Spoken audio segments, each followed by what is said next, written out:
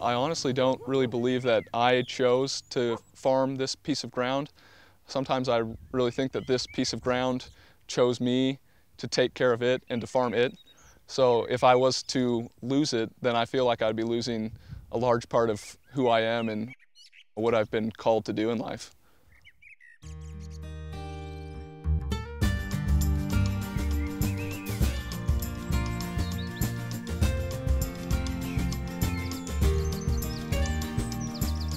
The decision came naturally to me to want to make my living off the land in an agricultural way. When I was first going to college and I started to be exposed to the issue of climate change and the science of climate change, I came to realize that that was going to be probably the defining issue of my generation and of the generations to follow.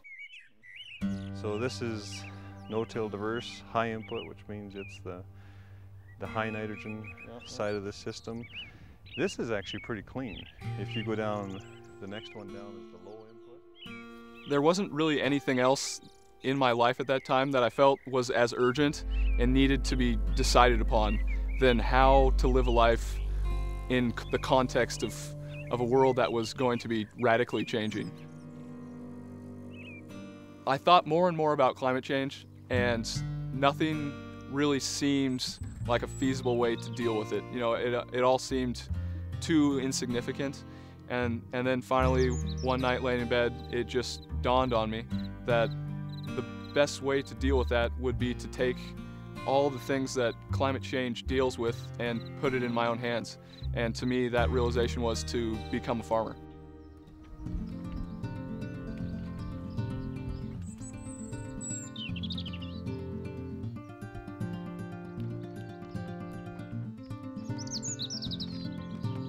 Come up here. Up here, come on. Come on. Come on. When I first approached my father, asking him to manage this farm, his first reaction was to say that absolutely no way, that he wasn't going to set me up out here to fail. I had no experience in farming. All I really had was the enthusiasm to go out and do it.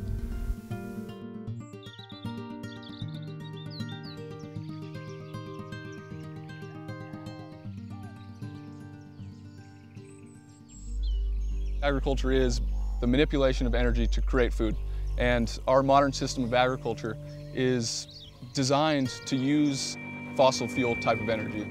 Gas, oil, diesel fuel, gasoline. We now rely completely on fossil fuels for that energy to grow our food. Since there's so many more people on the planet, such a higher demand for food, there's a much higher demand for energy, for fossil fuel energy. When we use that energy, we're releasing carbon into the atmosphere. It causes the atmosphere to heat up.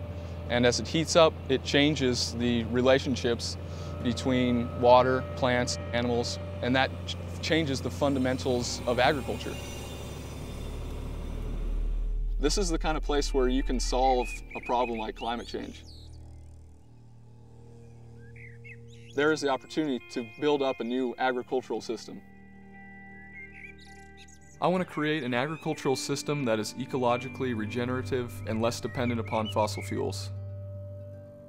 I have noticed with the older neighbors, they have a very real sense that they are leaving this area and they're leaving this world behind to us in a very bad state. I've seen a lot of sorrow behind my neighbors' eyes when I tell them that I want to farm out here and I want to try to make a living.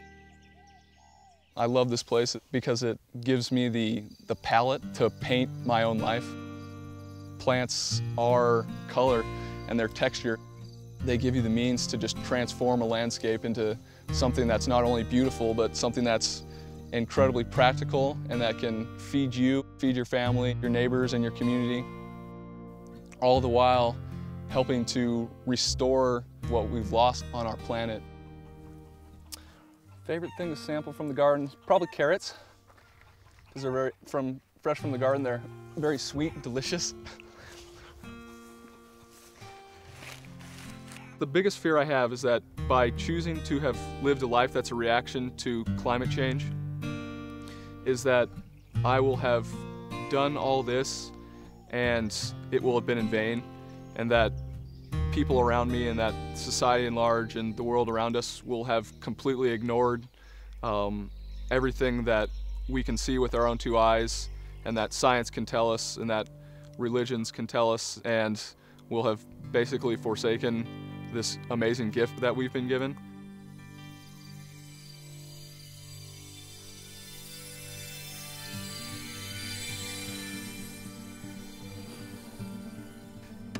Our society and our peers has never told us that we need to make an effort to change the way we live. So I think it takes courage to be the one that says, all right, this is important to me. This is something that needs to be acted upon. And that's an incredibly hard thing to do, to take a stand and break with tradition and status quo, that it's almost terrifying to even take the first step.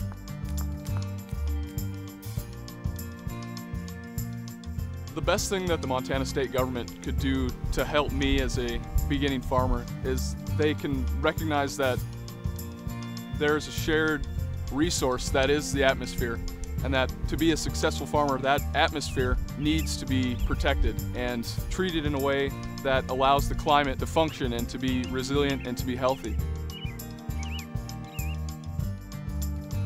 My name is John Thiebes. I'm 23 years old. I'm a beginning farmer in the agricultural heart of Montana.